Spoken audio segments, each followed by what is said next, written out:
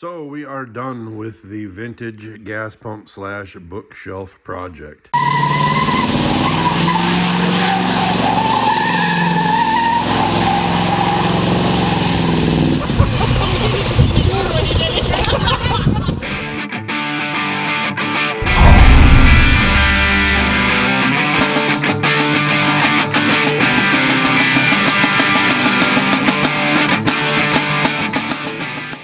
So when my buddy Matt called me and said that they're going to be doing the vintage car motif in the nursery, and this was one of their ideas, he said I was one of the few guys that he knew that could pull this off, and I almost want to keep this thing. This turned out better than I thought.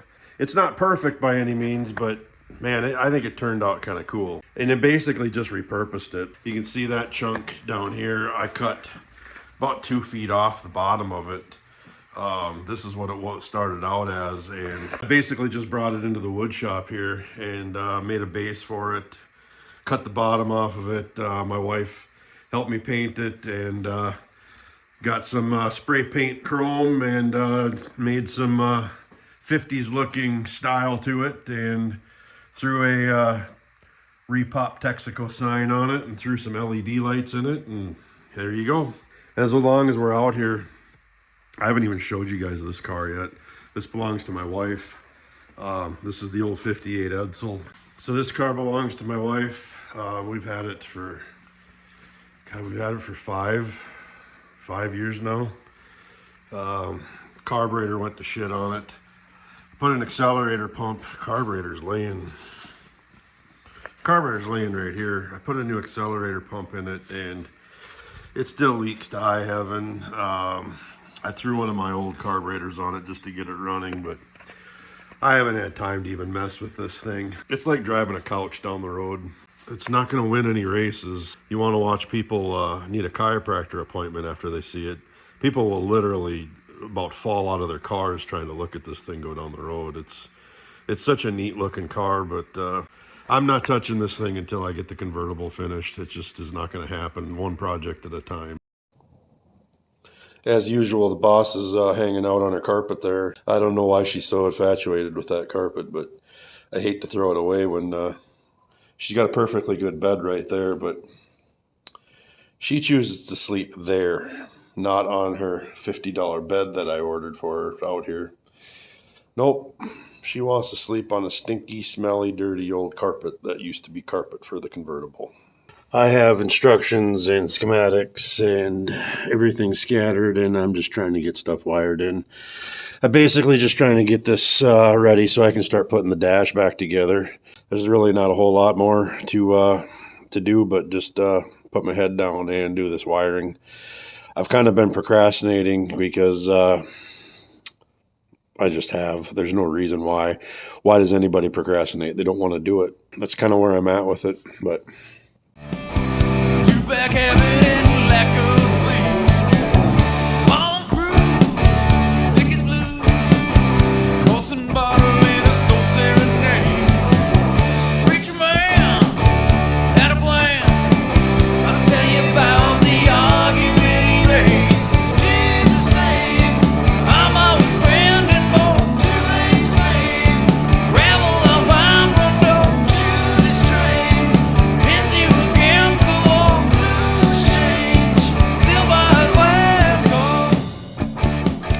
Alright, it's not the cleanest, but it's good enough for right now. I'll get that wiring cleaned up a little bit better than that. Just wanted to get that box mounted in there, and I might even make a little false trap door, a little false door, whatever you want to call it, false wall in there, so it's completely hidden. I didn't find any place on the firewall that looked any better, but at least the wiring is kind of hidden there.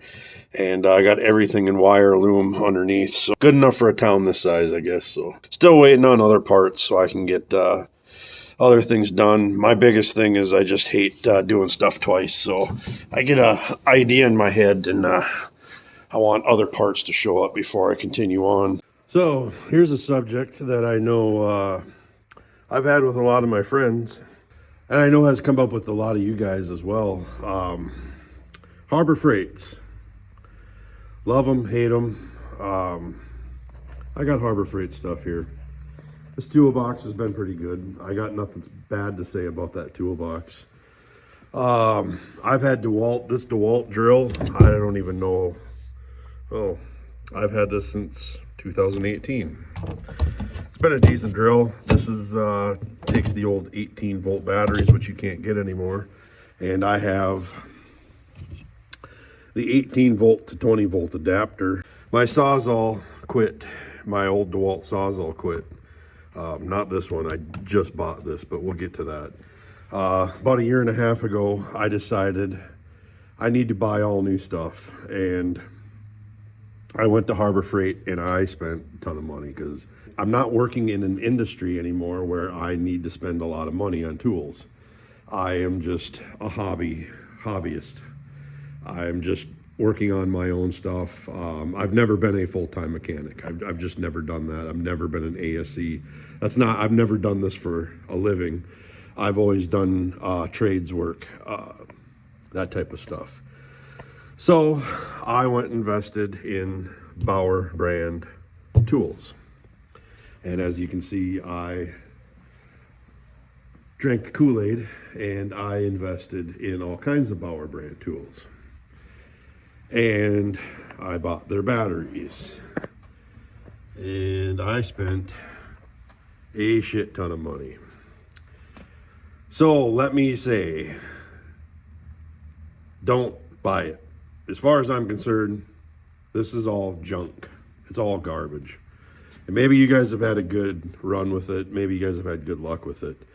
I bought the Bauer Sawzall because the reason this all started is my old DeWalt Sawzall crapped out.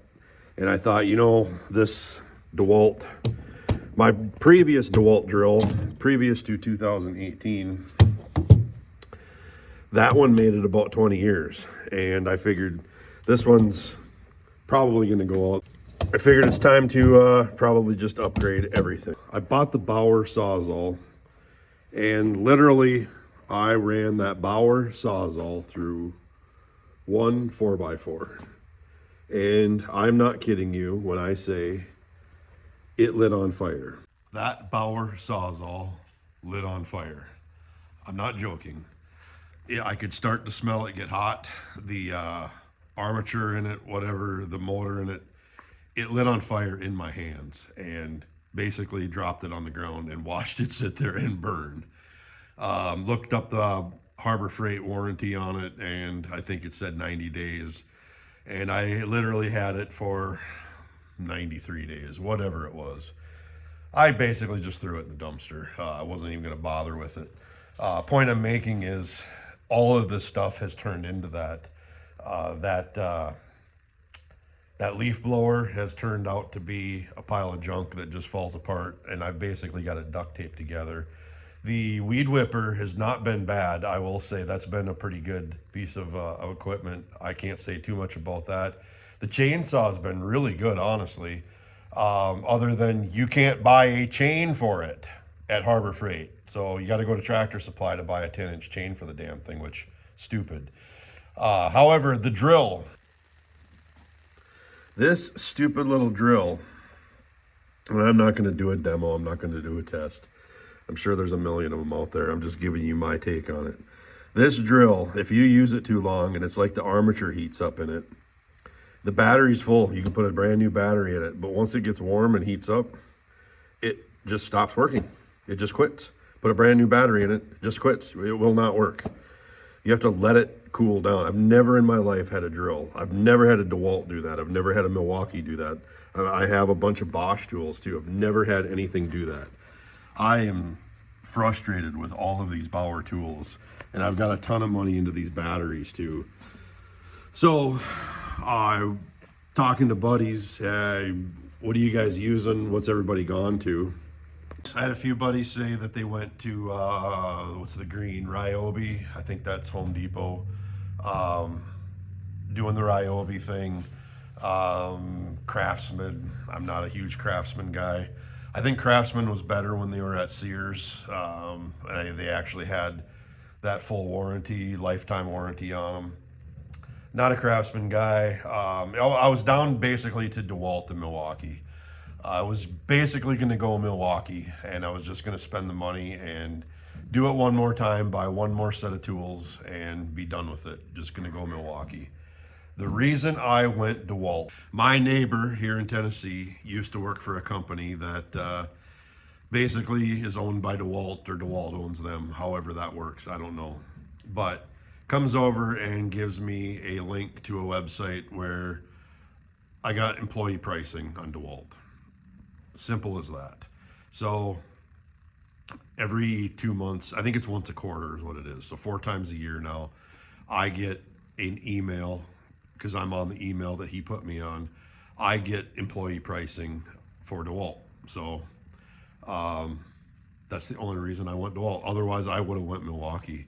And what I have found out is you got to be really careful when you order this Dewalt stuff, and I'll show you why. So I wanted one of these cordless ratchets. It's a great little tool. It's awesome. And the one I looked at in the store, I think it was Lowe's. So you have the 1/2 inch and the 3/8 adapter on it. So here's the 1/2 inch, but the one I looked at in the store, it flipped around.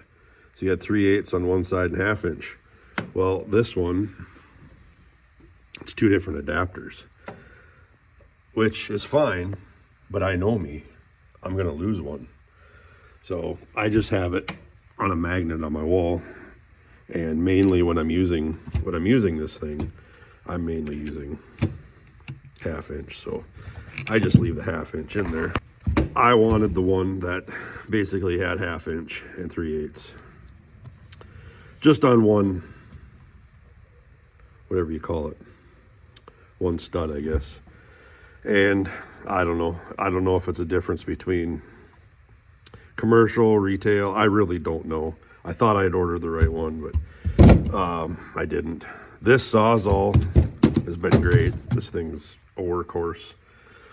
But I'm gonna be ordering some more stuff. And I love DeWalt. I'll tell you what, you want a good tool, you want a good vacuum.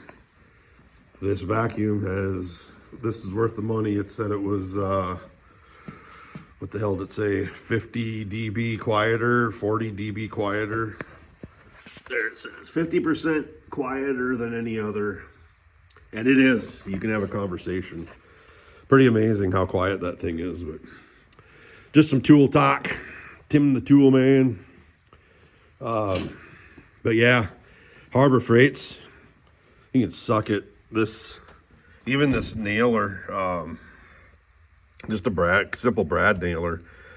About every other one doesn't go all the way in.